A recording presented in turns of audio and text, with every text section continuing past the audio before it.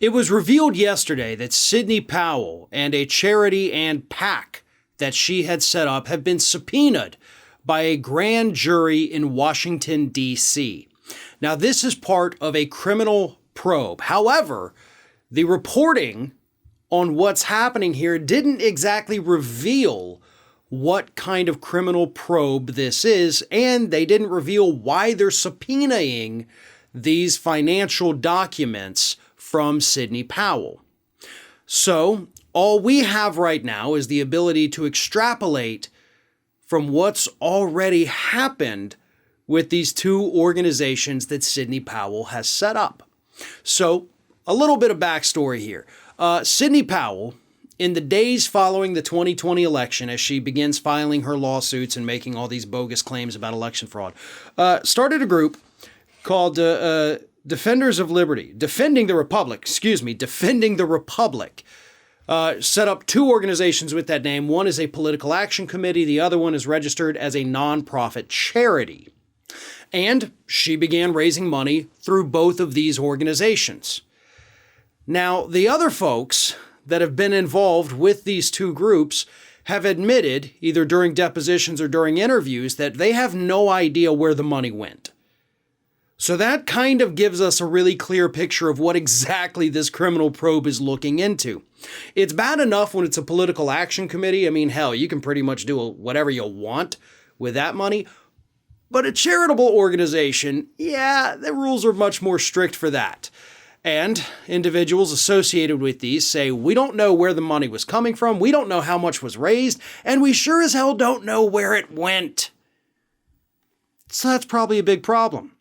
Another big problem that Sidney Powell has is that earlier this year, she was actually fined by the state of Florida for this little charitable issue.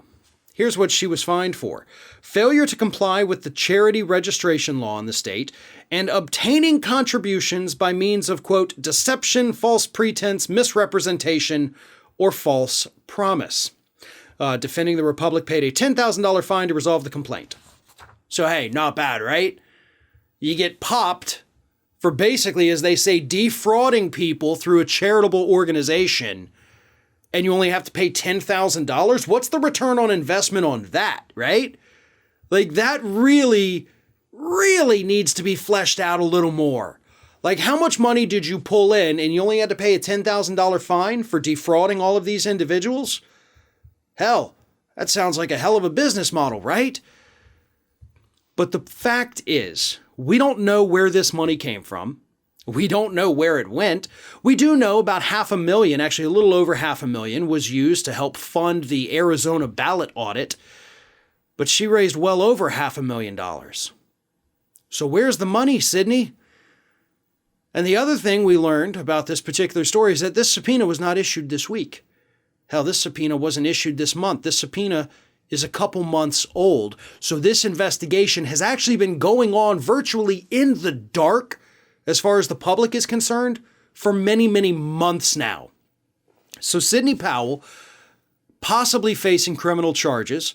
We're not exactly sure what for, but again, based on all of the available evidence, it would seem that she might have been misusing this money that she was raising for her election challenges. We will not know for certain until more information comes out, but given the fact that all of this has been happening with most people totally in the dark, I don't think we're going to get answers until criminal charges are actually filed.